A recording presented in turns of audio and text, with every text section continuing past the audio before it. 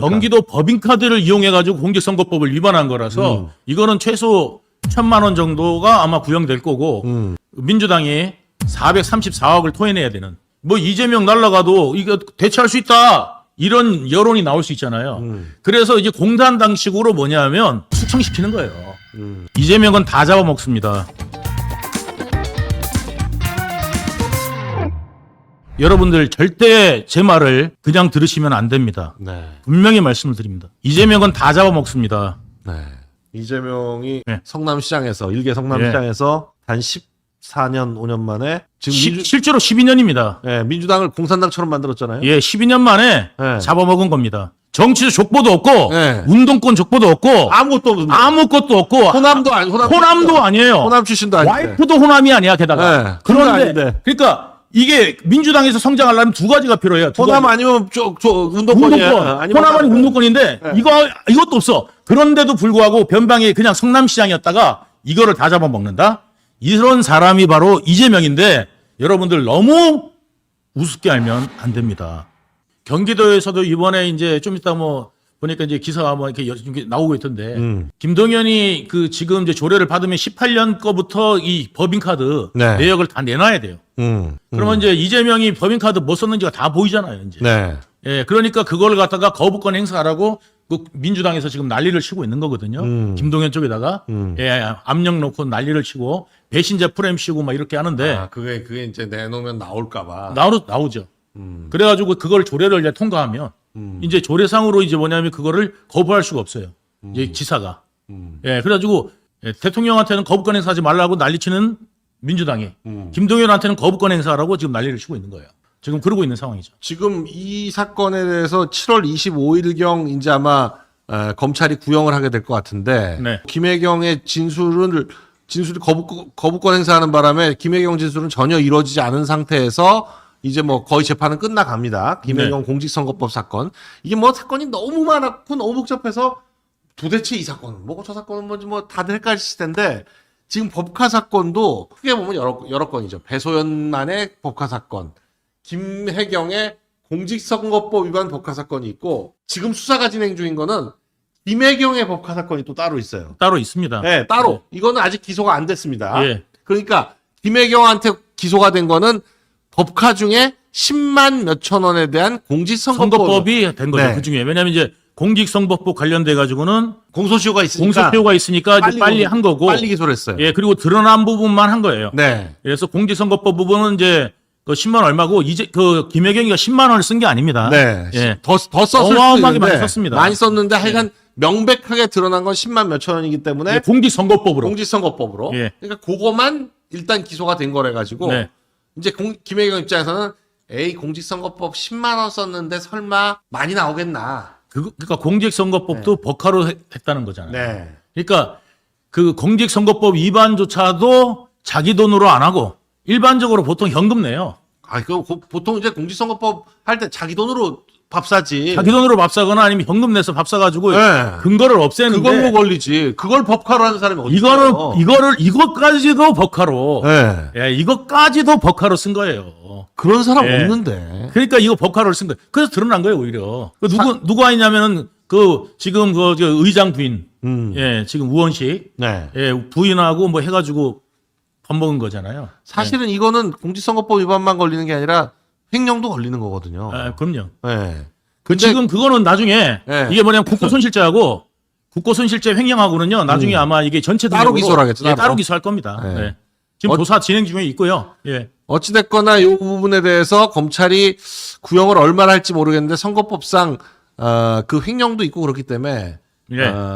300이 아니라 한 500 구형하겠네요. 구형은 제가 볼 때는 1,000만 원 이상 할 겁니다. 다른 사례도 네.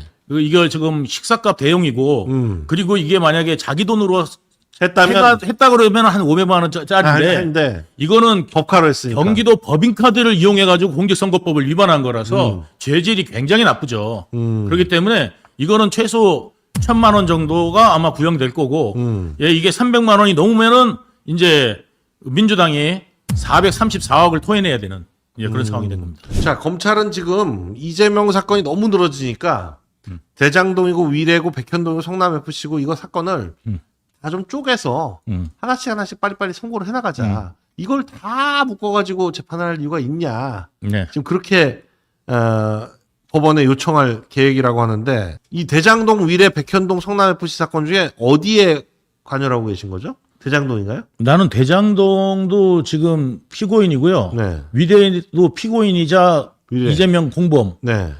돼 있고요. 그다음에 이제 백현동은 제가 증인으로만 출석하고요. 네. 저희하고는 관계가 없습니다. 예, 그래가지고 백현동은 저희하고 관계가 없고 성남FC는요? 성남 FC도 저하고 관계가 없죠. 아. 그러니까 이제 그래서 저는 이제 증인으로만 네. 예, 아마 출석하게 될 것 같습니다. 그러니까 기사 지금 나오는데. 네. 요 사건들을 분리하게 되면 아무래도 한 재판부에서 하는 것보다는 속도가 빨리 진행되지 않겠나 이거 싶은데. 분리 선고라는 게 뭐냐면요. 네. 재판부를 나누겠다는 게 아니라 네.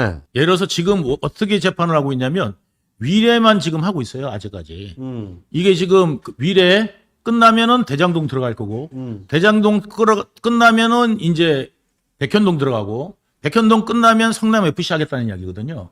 재판부가. 그러면 위례도 지금 이재명 지금 재판에 들어온 지가 언젠데 아직 위례도 안 끝났어요. 대장동 그 다음에 들어가야 되거든요. 예? 대장동, 백현동, 성남FC는 아직 심리 시작도 못했다. 시작도 못했어요. 그러는데 만약에 이제 대장동 들어간다. 그러면 그때 어떻게 돼요? 김동연 판사 또 다른 데로 재판부로 가는 거예요. 그러면은 이전 재판 하던 데를 갖다가 이어받아서 재판 연결을 한다 하더라도 다음 재판부가 들어오면은 그동안 한 거를 또 녹음 테이프 다 들어야 돼. 재판부가 2년밖에 못 했는데 이거 평생 안 끝납니다, 이거. 그 지금 상황에서는. 그래서 지금 요구한 게 뭐냐면 위례 끝나면 위례를 판결하고 그다음에 대장동 심리 끝나면 대장동 판결하고 이렇게 해서 하나씩 판결하라. 이렇게 지금 이야기하고 있는 겁니다. 그렇게 검찰이 지금 신청했는데 법원이 과연 그렇게 해줄지 네. 아니면 그냥 다 묶어서 지금처럼 재판을 하게 될지 좀 모르겠습니다. 근데 지금 뭐 김인섭과 관련돼서 백현동 로비스트 사건 네. 이것도 다음 달에 검찰이 징역 항소심에서 네. 징역 5년을 구형했고 다음 달에 선고를 한다고 하고 네. 민주당의 돈봉투 의혹 이건 이제 윤관석 전 의원이죠. 네. 이것도 2심에서 윤관석이 징역 2년을 선고를 또 받았습니다. 네. 이제 대법원만 남았어요. 대법원 남는 거죠. 네. 그러니까 지금 뭐 안 되니 어쩌니 저쩌니 해도 하나씩 선고가 뭐 나올 건 다 나오고 있어요. 예. 예. 다 나오고 있어요. 다 나오고 있습니다. 그러니까 공범들은 이미 2심까지 끝나거나 아니면 네. 2심도 지금 2심 진행 중이거나 2심 끝나고 있는데 네. 이재명은 아직 1심도 안 했어요. 그러니까 뭐냐면 이제 분리돼 있는 사건들은 이미 이제 심리가 끝나고 9월 달에 종결이 나는데 네. 이거를 한꺼번에 모아놓은 곳은 언제 끝날지 아무도 예측을 못 해요. 그러니까 예를 들어서 위례가 끝나면은 위례 그냥 판결하고 대장동 끝나면 대장동 판결하라 이거죠. 위례, 대장동, 성남FC 그다음에 백현동 이 네 가지를 한꺼번에 판결하겠다 그러면 언제 끝날지 모릅니다. 그야말로 대선 끝날 때까지. 대선 끝나고 아니라 그냥 이거는 언제 끝날지 모릅니다. 예. 그러니까 예. 좀 빨리빨리 진행을 위해서는 예. 따로따로 예. 진행을 해라. 예. 이런 얘기인데. 예. 사법 리스크로 이제 날아가면 김동연이란 카드가 있잖아요. 네. 그러면은 김동연 있지 그다음에 그 대표에 나오고 있는 김두관 있죠. 네. 그러니까 김두관이 어쨌든 멀쩡하게 있는데 뭐 이재명 날아가도 이거 대체할 수 있다. 이런 여론이 나올 수 있잖아요. 그래서 이제 공산당식으로 뭐냐면 숙청시키는 거예요. 정치적 숙청을 시키려고 지금 빌드업 하는 겁니다. 예, 빌드업 하는 겁니다. 말도 안 되는 거 지금 이야기하는 거잖아요. 김동연이 만일에 돼버리면 이 친명계는 죽 서서 개주는 그렇죠. 꼴이 되니까 예. 김동연은 절대로 예. 뭐가 되지 못하도록 그러니까 하려고. 이제 정치적 숙청시키려고 빌드업 하는 거예요. 그러니까 네. 배신자 벌써 이렇게 나오잖아요. 네. 예? 민주당하고 손잡을 것이다. 손잡을 것이다. 손잡은 것도 아니에요. 뭐 손잡은 적도 없어요.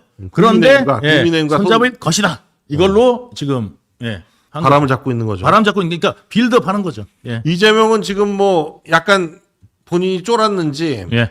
대표가 연임되더라도 사법 리스크 피하기가 쉽지 않다. 네.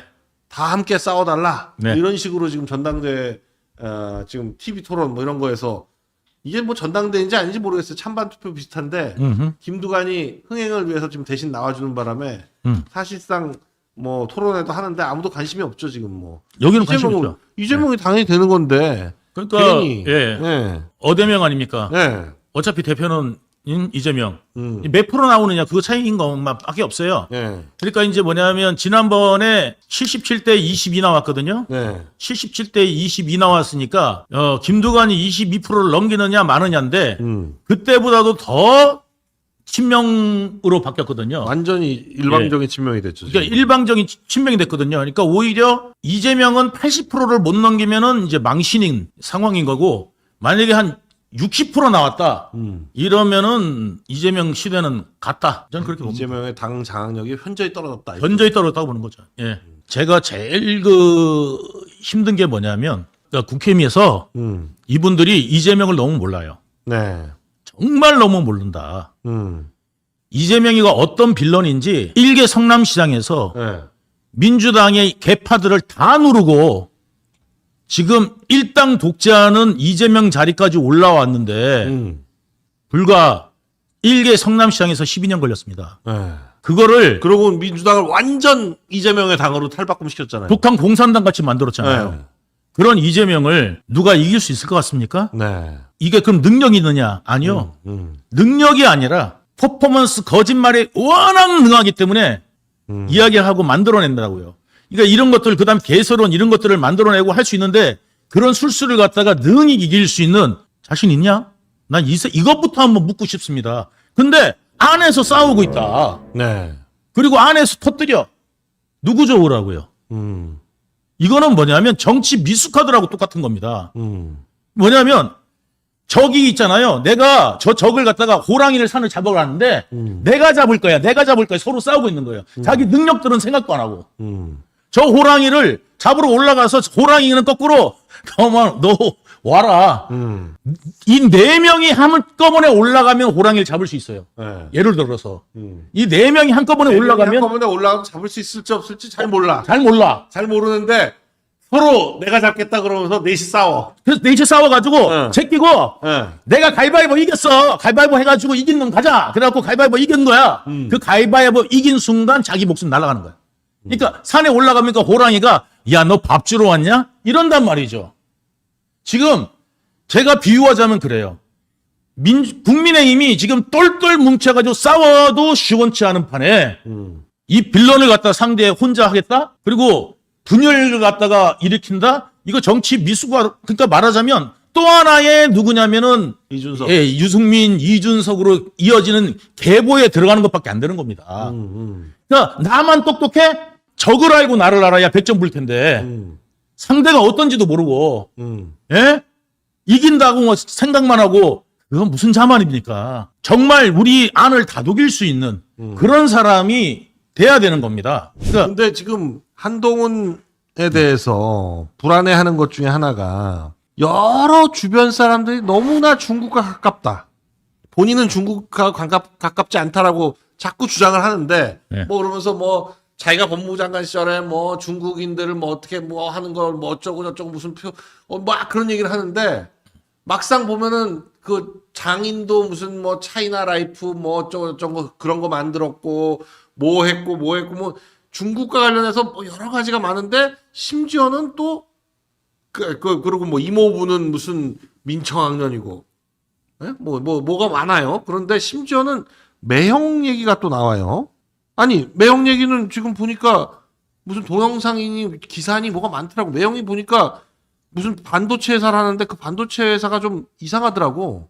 그러니까 중국이 요새 반도체에 굉장히 민감한데 이게 네. 지금 SK가 지금 중국하고 밀접하게 될까봐 지금 미국이 제일 신경 쓰는 게 SK가 반도체 기술 중국한테 유출할까봐 지금 그러는 거 아니에요? 여기에 이제 원래 국책연구 사업으로 한동훈 대표 매형이 국책연구 아이작 리서치라는 회사를 설립해가지고 아이작 리서치가 뭐를 했냐면 이게 그 원자층 방막 증착 기술 그러니까 ALD라는 그 반도체의 굉장히 중요한 핵심 기술을 취득하게 됩니다. 저 사진이 지금 한동훈 그 예, 매형인가 보죠? 예. 네. 그래가지고 이 아이작 리서치가 그러니까 뭐냐면 대덕연구단지에 있는데 대덕연구단지 그쪽에 있는데 이제 국책과제로 해가지고 이게 성장한 회사입니다. 예. 뭐 다른 여러 가지 썰들은 있는데 그거는 제가 첩보로만 갖고 있고, 네. 예, 근데 뭐 더 이상 이야기는 안 하겠습니다만, 그러니까 국책 연구 과제로 이 한동훈의 매형인 회사가 이게 컸는데, 이 기술이 지금 삼성도 지금 이 기술을 실제로 이제 해보려고 베트남에서 지금 준비 중에 있고요. SK도 지금 이 기술을 지금 준비 중에 있는 기술입니다. 굉장히 고난도의 기술이고 20나노급 이하의 장비들을 만드는 그 기술인데 이 기술이 중국에 넘어가면은 상당히 우리나라도 SK도 삼성도 힘든데 이제 중국이 이제 뭐를 때문에 그러냐면 중국은 이미 삼성에 있는 모든 기술을 다 뺏겼어요. 실제로 다 뺏겼다고 보면 돼요. 다 뺏겼는데 뭐를 못하느냐? 생산을 못하는 게 아니라 설비를 못해요. 설계를 갖다 해야 될 거 아니에요.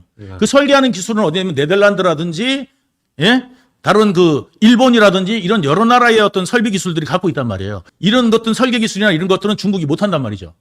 그런데 이제 그래서 이 중국이 서방이 없어도 자기들이 자체적으로 반도체를 생산할 수 있는 그게 이제 기술력이 필요한 거예요.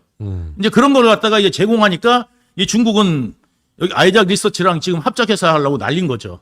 예. 그러니까 지금 보면 오늘도 보면 기술 유출이 삼성전자나 SK 하이닉스 같은 대기업에서 빠져나가는 게 아니라 이런 회사들과 일하는 중소기업들이 대기업과 일하는 중소기업들한테서 빠져나간다. 이게 원래요. 네. 대부분 또 중국이다. 이게 좌파들이 네. 한동훈을 대비해서 만들어 놓은 게 원래 뉴탐사에서 한동훈 특집으로 하려고 이 아이작 리서치를 중국 합작 그다음에 기술 유출 이거가 관련해 가지고 그 매형회사가 급성장했다. 그다음에 의혹이 제기되고 있다. 해가지고 이 기술 그럼 어떻게 배웠어? 아이작 리서치가 이게 중소기업이 삼성도 못하는 기술을 어떻게 누가 어떤 연구가가 해가지고 이 기술을 습득했어? 국책과제로 배워놓고. 예. 그리고 난 다음에 국책과제로 배워서 국가 돈으로 배운 건데 이거를 갖다가 마음대로 중국에다 줘? 그러니까 이게 우리나라도요. 예를 들어서 기술을 중소기업이 만들었다 하더라도 국가 돈이 들어가면 그 한동훈이 3차장 시절에 삼성 수사하고 있을 때 집중적으로 성장한 거 아니냐 뭐 이런 의혹도 있단 말이죠. 의혹도 있다 뭐 이런 식으로 하고 있어. 뉴탐사가 원래 좌파들이 이거를 갖다가 하다가 중단한 거예요. 왜 중단했겠어요? 그러니까 그런 내용들이 있었었어요. 그리고 이제 더 심한 이야기가 있는데 그거는 제가 그냥 뭐 여기까지만 할게요. 그러니까 뭐냐면 중국에 기술 유출되고 이런 것들을 그 다음에 중국 관련되고 이런 것들이 한동훈 위원장 주변에 좀 많이 일어났다는 게 좀 안타까운 면은 있어요. 이게 왜 하필이면 중국이냐. 매형회사가 왜 하필이면 중국으로 이 기술을 갖다 주냐. 이 기술을. 이게 국책 사업으로 했으면 우리나라에서 써야지. 예? 마음대로 그냥 들고 나가서 중국에다 주는 거 되는 거냐. 이런 문제가 있는 거예요. 우리나라 세금으로 얻은 기술이면 우리나라에서 어떻게든 쓰거나 아니면 우리나라에서도 이거를 제재할 수 있는 절대 바깥으로 유출 못하는 미국 같으면 난리가 납니다. 그러니까 이런 것들을 절대 외국으로 반출 못하게 이게 해야 되는데 그런 법도 없어요. 국회는 그런 법도 안 만들어요, 지금. 그러니까 이걸 가지고 나와갖고 중국에서 투자해준다 해가지고 그 명목으로 해가지고 지금 이거를 기술을 중국에다 주는 건데 중국은 땡큐죠. 하여간 여러 가지 좀 이 문제가 좀 있어 보인다. 이런 말씀을 드리고 하여간 좀 심각해 보입니다. 그 전당대회 관련돼 가지고 네. 이제 이게 좀 정치적으로 네. 우리가 해서는 말대로 안 되는 말이 있거든요. 네. 그러니까 뭐 개개인에 대한 웬만한 이야기는 할 수 있지만 네. 이거를 갖다가 이게 국가 기관이 어떻게 해서 이게 되면은 굉장히 큰 오해를 받을 수 있고 진영 전체가 위험에 빠질 수 있는 그런 내용이 있는데 그래서 제가 이거는 너무 정치를 쉽게 보거나 아니면 이재명을 너무 쉽게 본다 이런 생각이 좀 근데 듭니다. 저는 또 그것도 이상한 것은 한동훈 후보는 사실 검찰에 있을 때 제일 대표적으로 한 게 그 이재용 회장 구속시키고 삼성 죽이기 했던 거거든요. 그 이재용 회장 구속은 이제 그 한동훈 검찰 시절에 제일 큰 업적이다. 본인이 그렇게 생각을 하고 있는데 막상 이재용 회장 1심에서는 전부 무죄가 나와버렸어요. 전부 무죄가. 그 삼성 죽이기 도대체 왜 한 거냐? 누구를 위한 삼성 죽이기였냐? 이게 원래 미르재단부터 이거 출발한 거니까 네. 미르재단부터 출발해가지고 나중에 이제 SDS 네. 그래서 삼성 SDS 주식을 가지고 팔아가지고 이제 삼성전자 주식하고 그다음에 제일모직 네. 그 주식 사가지고 이게 이제 경영권 승계받은 거 아니냐.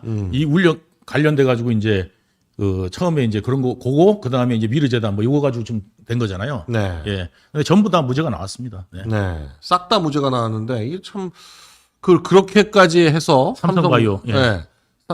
삼성 죽이기에 나섰는데 결국 아무것도 된 게 없다. 이런 걸 봤을 때 참 답답합니다.